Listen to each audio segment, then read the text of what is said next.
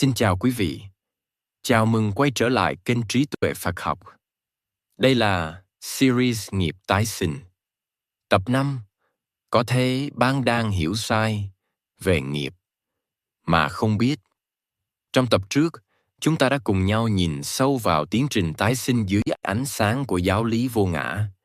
Chúng ta thấy rằng Phật giáo không nói đến một linh hồn bất biến đi từ đời này sang đời khác, mà nói đến sự tiếp nối của một dòng tâm thức luôn sinh khởi và hoại diệt, giống như ngọn lửa được truyền từ cây nến này sang cây nến khác. Chính từ sự tiếp nối ấy mà câu hỏi tiếp theo trở nên vô cùng quan trọng. Điều gì quyết định hướng đi của dòng tâm thức này?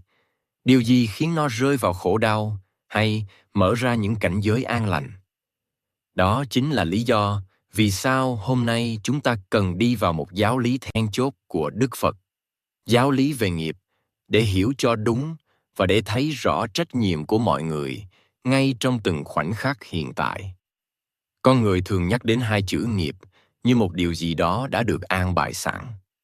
Khi gặp khổ đau, người ta nói đó là nghiệp. Khi bất hạnh, người ta cho rằng mình đang trả nghiệp. Nhưng nếu nghiệp chỉ là số phận, nếu nghiệp là một bản án đến từ quá khứ mà con người không thể thay đổi, thì toàn bộ con đường tu tập mà Đức Phật chỉ ra sẽ trở nên vô nghĩa. Phật giáo không được xây dựng trên sự cam chịu, mà trên khả năng tỉnh thức và chuyển hóa. Vì vậy, để hiểu đúng Phật Pháp, trước hết chúng ta cần hiểu đúng nghiệp.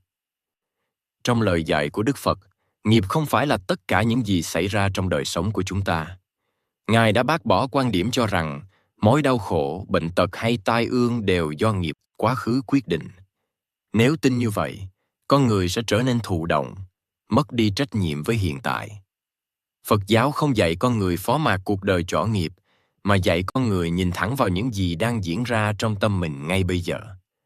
Đức Phật định nghĩa nghiệp bằng một câu rất ngắn nhưng vô cùng sâu sắc.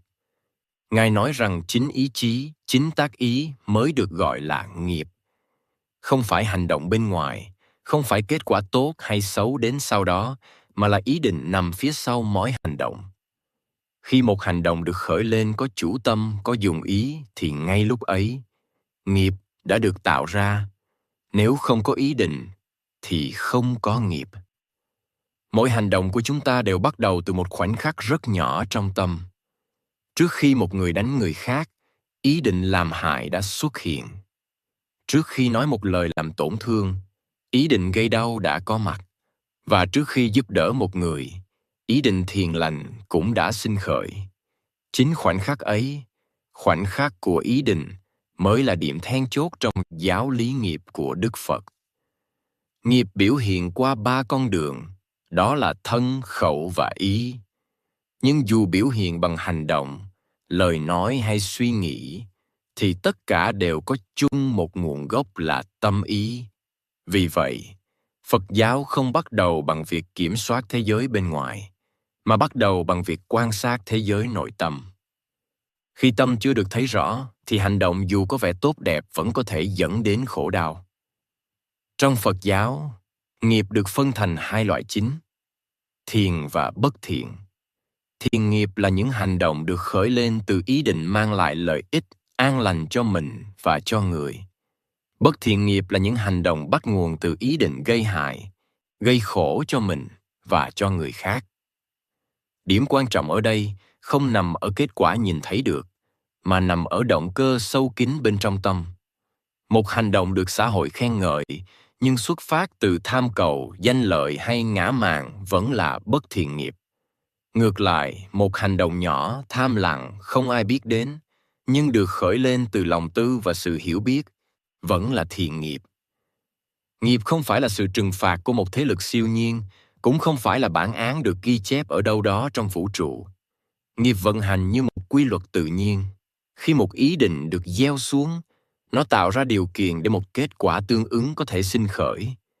Kết quả ấy có thể đến ngay, có thể đến rất lâu sau, có thể trong đời này hoặc trong một đời khác, nhưng không phải vì có ai đó thường hay phạt, mà vì các điều kiện đã hội đủ. Hiểu đúng về nghiệp giúp chúng ta thấy rằng mình không hoàn toàn bị trói buộc bởi quá khứ. Ngay trong khoảnh khắc hiện tại, Khi đang suy nghĩ, đang nói, đang hành động, chúng ta đang tạo ra nghiệp mới. Và chính ở đây, tự do bắt đầu xuất hiện. Không phải tự do để làm bất cứ điều gì mình muốn, mà là tự do để không bị cuốn trôi bởi những thói quen vô minh của tâm. Nếu nghiệp được tạo ra từ ý định, thì câu hỏi tiếp theo tự nhiên sẽ nảy sinh. Điều gì quyết định chất lượng của những ý định ấy? Vì sao có những ý định dẫn đến khổ đau và cũng có những ý định mở ra con đường giải thoát? Trong tập tiếp theo, chúng ta sẽ đi sâu vào gốc rễ của mọi nghiệp, đó là tham, sân và si, ba động lực âm thầm chi phối toàn bộ vòng sinh tử mà Đức Phật đã chỉ rõ. Xin cảm ơn quý vị đã đồng hành cùng kênh Trí Tuệ Phật Học. Xin chúc quý vị luôn mạnh khỏe, an nhiên giữa đời thường. Hãy nhấn like và subscribe kênh để không bỏ lỡ những nội dung hữu ích tiếp theo nhé.